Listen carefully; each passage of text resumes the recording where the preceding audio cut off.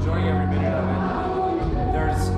It's not a sense of pressure, but it is what it is. Yeah. So it's like, we didn't expect this, obviously.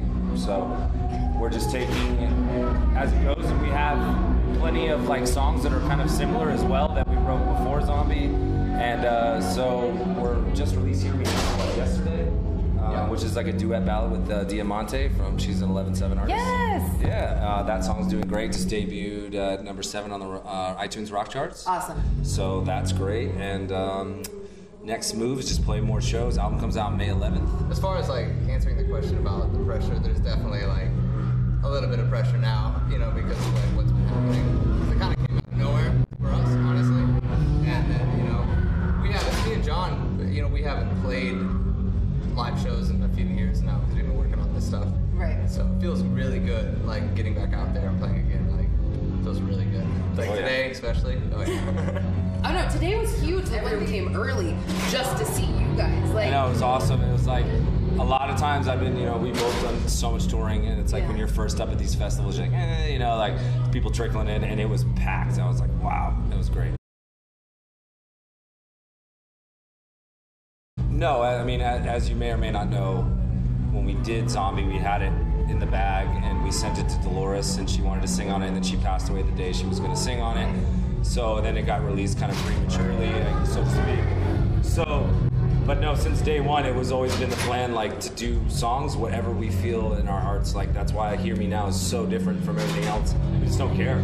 We're like, and we're gonna do some real heavy stuff, and we're gonna do some real rock cool shit. Like here, No Masters was released today, like got leaked, and like that's like a black album, kind of like released. Yeah, the new release is leaked. So there's a lot of just different tempos and palettes for everyone to take in. That would be Hear Me Now, or another single we will be releasing called Remember When. Okay. Those are the lighter side of Bad Wolves, and but they like only those songs. They like only those songs. We don't care. We're doing what we're doing. It's like thematic on just it's the title, Disobey, right? Which can apply to anything politically, relationships. I know there is like a police officer with a wolf kind of mask on there, but don't take it so literal. It's kind of up to interpretation too. But disobey. That was all Tommy writes all the lyrics. Right. So unfortunately, you can't be here right now. There was some controversy about that, but it's what people do. It tells both sides of it.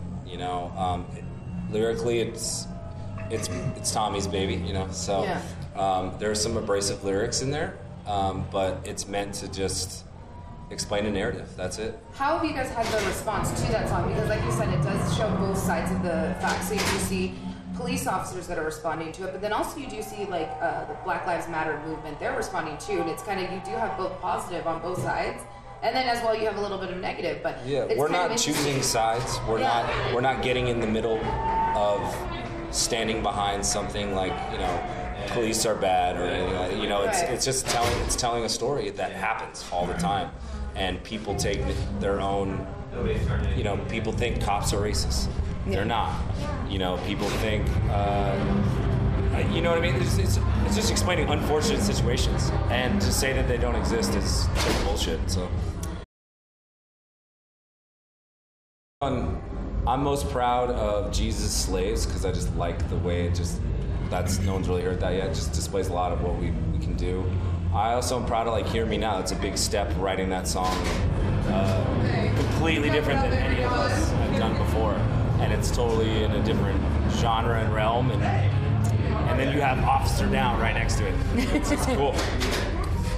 For me, it's got to be Learn to Live, only because maybe 2 or 3 years ago when he had the idea of doing the band or whatever, that was the very first song that he showed me. He's like, I got this idea, check it out, and that was the song before any lyrics or vocals or anything on it, and that was the first one we started practicing and everything like that. So me personally, that one's always holds a special place in my heart for sure. Yeah, I might retract my statement.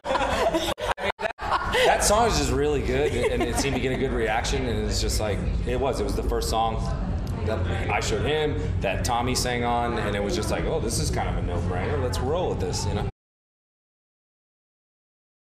Endless question. So I mean, I've always wanted to do more covers. In my previous project, we did covers, and right. I've always wanted to do more. We'll probably do more in the future. Now, are we trying to capitalize on, because we had a hit with a cover, do another one to expect it? No. Well, no, and you see a lot of bands do covers too, because it's interesting. Fun. Yeah. I've always wanted to do Running Down a Dream, Tom Petty, you know, stuff like that. I don't know, but who knows?